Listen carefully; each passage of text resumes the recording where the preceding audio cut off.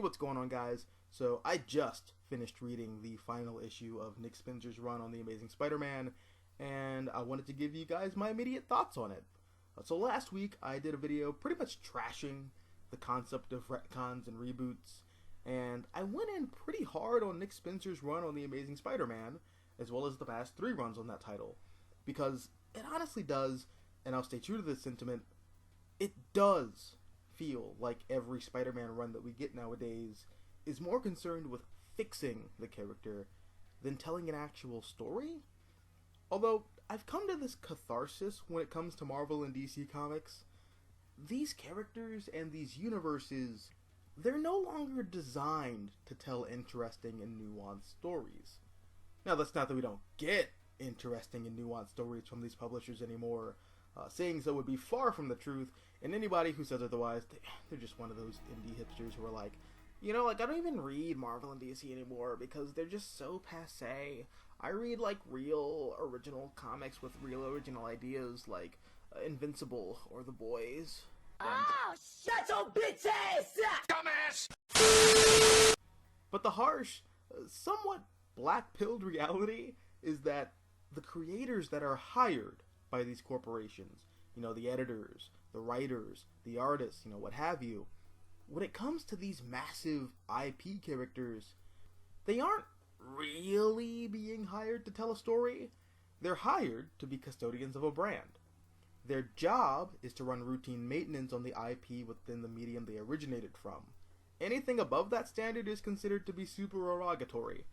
And I guess with that train of thought, I'm reminded of this quote from, I think, Jim Shooter, or maybe it's Roger Stern. I don't know, I'm getting my white guys with legendary comic book careers mixed up.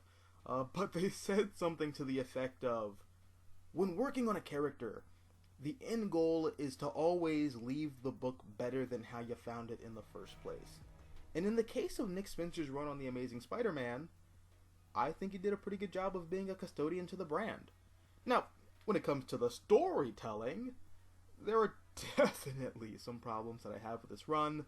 One of the big ones is that Nick Spencer clearly adopted the Bendis method of storytelling here, where he would take a story that only really required 1 to 2 issues to be fully developed, and then stretch that bad boy the fuck out to 12 issues, like he's attempting to have a dick measuring contest in page count with the Meta Baron or something like that. And there were definitely pacing issues and double beats because of said decompression. And spoilers ahead, mind you, I'll have a little dancing Spider-Man on the screen to indicate spoilers, and when he stops dancing, that means I'm done with spoilers. Okay, you ready? Okay. So, the whole reveal with Kindred, and really just everything involving Kindred, and finding out that it was Harry Osborn, but not really, because the Harry Osborn from Brand New Day is a clone, and, Kindred is actually 2 people, and they're really Gabriel and Sarah Stacy from Sin's Past, and they're being manipulated by Mephisto. I'm not even gonna front. That was some dookie. That was some top-tier, nasty-ass Taco Bell public restroom, finger poking through the single-ply toilet paper, digging up your juicy booty hole, doo-doo. Everything involving Kindred was doo-doo. Be that as it may, despite so much of this run being built off the back of, I guess you can call it the Kindred saga, I thought everything else was pretty good. The Black Cat arc with the Guild of Thieves was really fun. I also like the way he draws Black Cat for no 2 particular reasons at all.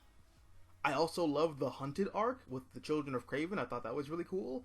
And I have a real fondness for the arc that dealt with the legacy of the Big Man. One of Spider-Man's first original organized crime lord supervillains. That was really cool.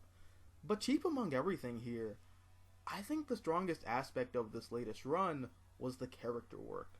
Nick Spencer had a solid voice for the character of Peter Parker. He has a solid grasp on the relationships, not just the romances, mind you, but the relationships between characters, and how they all connect with each other in the larger universe that makes up, if I'm gonna be corny about it, the web of Spider-Man. And I think it's pretty cool. And I actually think it's pretty funny how, granted, this is not a full retrospective on this run as a whole, it's just me spitballing how I'm feeling after reading issue 74. But I think it's really funny how I feel the same exact way about this run as I did the J. Michael Straczynski, Ron Garney, and John Romita Jr. run. Because with the whole JMS run, that book is weird. It has a really strong opening. The first 15 to 20 issues or so is legitimately among some of the best superhero comic book storytelling I've ever read. And then it sort of dips into a lot of the Spider Totem stuff, and your mileage may vary. I still don't know how I feel about all that stuff myself. Then there's all the stuff with Sins Past and Civil War, and the other. Oh god, I almost forgot about the other. And then everything ultimately comes to a head with One More Day. And there are some clear, definitive hits and misses that make up J. Michael Straczynski's run, and it does unfortunately go out with a whimper instead of a bang. But overall, I find myself really enjoying it because the character work is so well handled. And I feel almost the exact same way here. There's a lot of good, there's a lot of bad, the series does ultimately go out on a whimper and not a bang. All the while, the conclusion involves Mephisto meddling in Peter Parker's life for some reason.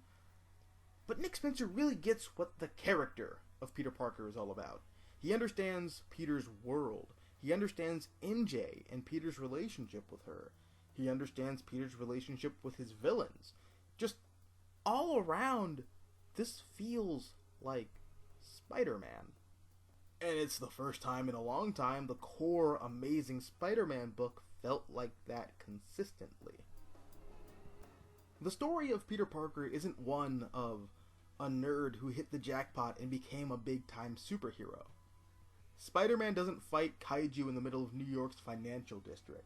The Sinister Six don't build super doomsday weapons and hold the Earth hostage. Spider-Man doesn't bark orders at the Avengers on how to help him save the world, and Spider-Man is not the heart of the multiverse. Spider-Man's not Superman. And Peter Parker isn't Leonard from The Big Bang Theory. And that was, quite honestly, my big problem with Dan Slott's run on the character, and maybe my standards are too low. But going into this, I just wanted a good Spider-Man book that felt like Spider-Man, and at the end of the day, that's what this is. Now, is the run itself a massive, somewhat convoluted retcon engine? Yeah, kinda. There's definitely a lot of continuity porn, and there's a lot of fixing things, but some of the more overindulgent references felt like a genuine love letter to the character of Spider-Man, and a lot of the major repairs were for things that had no issue being broken in the first place. Kraven being put back in the dirt 6 feet under? Cool. Why? Because Mike Zeck and J.M. DeMatteis' Kraven's Last Hunt is widely considered to be one of the greatest Spider-Man comics ever told, and not only was resurrecting Kraven after his beautifully handled death a spit in the face to that book, but nothing interesting was ever done with him to justify said resurrection in the first place. Or having Peter and MJ get back together because breaking them up served no purpose whatsoever. And I know that this makes me part of the minority here, but I'm not inherently opposed to Peter and MJ being broke up in the first place. But, nothing interesting was ever done with that status quo. Peter's romantic relationships beyond MJ just felt like it wasn't even a factor in anybody's mind, save for that one issue of Avenging Spider-Man where he goes out on a date with Captain Karen. And hell, I'll even go this far. I think Nick Spencer retroactively makes One More Day a better story. And I'm not going to spoil how or why just yet. I'll save that for a full-on retrospective on the run once I've collected the whole thing in trade. But if you know, you know. And yeah, I think it makes One More Day not just inoffensive, it makes it a legitimately cool story. Which I'm confident will be a ball that Marvel drops and will never do anything with. But the idea is there. And that's more than enough for me. But yeah, guys, that's my immediate reaction to the final issue of Nick Spencer's run on The Amazing Spider-Man. It's a fun book.